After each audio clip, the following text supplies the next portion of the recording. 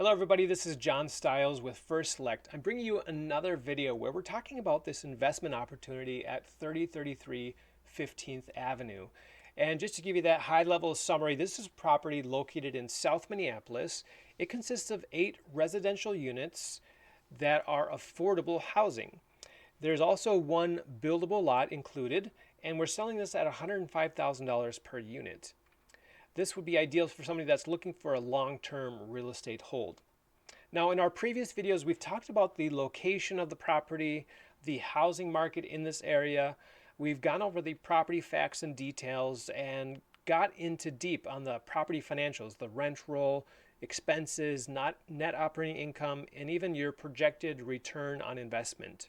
So in this video, I wanted to cover the 4D affordable housing program because this property is already enrolled in that program, and a lot of investors might not fully understand or even be aware of the program. It's a program that's not available in all cities. The city has to choose to participate in it, and I think in this area, mostly Minneapolis and St. Paul are the ones that are participating, and each city operates it just slightly differently. So we'll be focusing in on the Minneapolis program. And like I said, so this property is enrolled in it, so it's something you need to be aware of. It's also referred to as the low-income rental classification. And, you know, for all the things that the city might do to encourage affordable housing, which is a topic on everybody's mind when it comes to housing, there's carrots and then there's sticks, right? Sticks are something that they force you to do, whereas carrots are something that they do to incentivize you. So this is definitely on the incentivization side of things, if that's a word. Basically, the huge benefit here is a really big reduction in your property taxes. So the tax rate that's used is 0.25% of the value compared to 1.25% or even 2% of some properties. Now, there are a couple of things that you're going to agree to, and we'll get into that in a moment. But for this particular property, the annual taxes came in at $25.88, which is a really low number compared to other 8-unit buildings in this area. So here's a couple of the things that you're going to agree to as a part of this program. First of all, the tenants that you're going to rent to are going to be within a certain income guidelines. Basically, 60% of area median income will be the maximum that their income could be. And we'll go over what those specific numbers are in the next slide. Additionally, you're going to agree to keep rents from increasing too much. You're going to keep them at 6% or less on an annual basis. And if you recall our discussion in a previous video, the market market growth in this area is typically around 3%, 2 or 3%. It changes year to year. In the coming 12 to 24 months, we might get close to 6%. Rent growth is expected to go up right now just because of the lack of supply. But generally, we're close to that 2 to 3%. So really capping your rent increases at 6% is a very reasonable thing for a landlord to do. And the other thing that's important to understand for this is it only applies to existing tenants who are maybe renewing for another year. If a tenant, maybe you kept their rent low for whatever reason, sometimes landlords choose to do that, and then you have a vacancy, that new tenant that would be coming on you wouldn't be capped to that 6% increase compared to what the previous rent was. So it's really a reasonable obligation that you have. Additionally, you would agree to, participate with programs like Section 8. And I know different landlords have different opinions on that. So it's just important to be aware of that obligation. And then, what you can do is just kind of embrace the program and agree to work with it and agree that there are benefits to the Section 8 program, like getting the rent paid right away by the government. And you don't have to, if you do have somebody that applies that's not using Section 8, that's welcome as well. But you just have to be willing to participate for those that are using the program.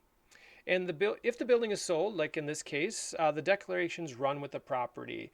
So these commitments are a 10-year commitment, and it ends for this particular situation in 2029. You would likely have the opportunity to renew it at that time if you wanted to. You just have to reapply. And if you didn't want to, if you want to change how the building's operated, then you could look at doing that at that time.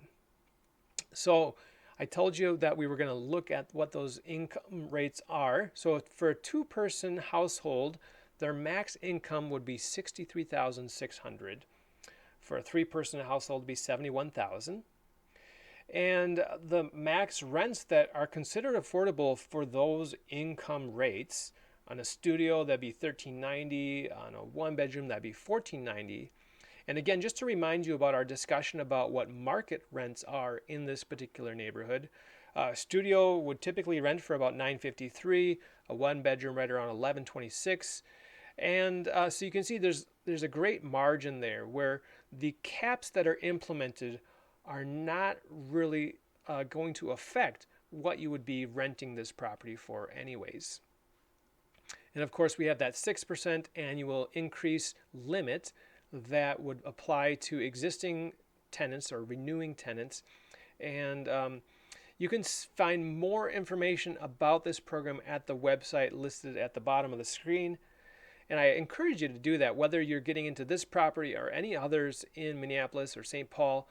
This is really a powerful tool that is really important for investors to be familiar with. Now, if you're going to go ahead and buy this property, you might as well become familiar with the NOAA Financing Preservation Fund. NOAA stands for Naturally Occurring Affordable Housing, which this property is one of those properties. And basically, the city of Minneapolis has put together this fund, which provides 0% interest loans for housing providers. You can get between $35,000 to $40,000 per unit, so that'd be up to about $320,000 on this property. And it is loaned over a 10 to 30-year term. And the goal of the program is to keep residents in their homes. Now, you as the owner and recipient of these funds can use that money to make your investment in the property a lot easier to do. You can use those funds to reinvest into the property so that it continues to be a safe place to live, continues to be an attractive place to call home, which is going to allow you to continue to attract great residents to take care of the house, of the property, and the units there. So more information about that fund is available on the website link that I have listed here. So there you have it, a brief overview of the 40 Affordable Housing Program. And I'd encourage you to check out the next video where we'll be talking about additional value add opportunities and why this deal really makes sense for you to consider. Thanks so much. See you next time.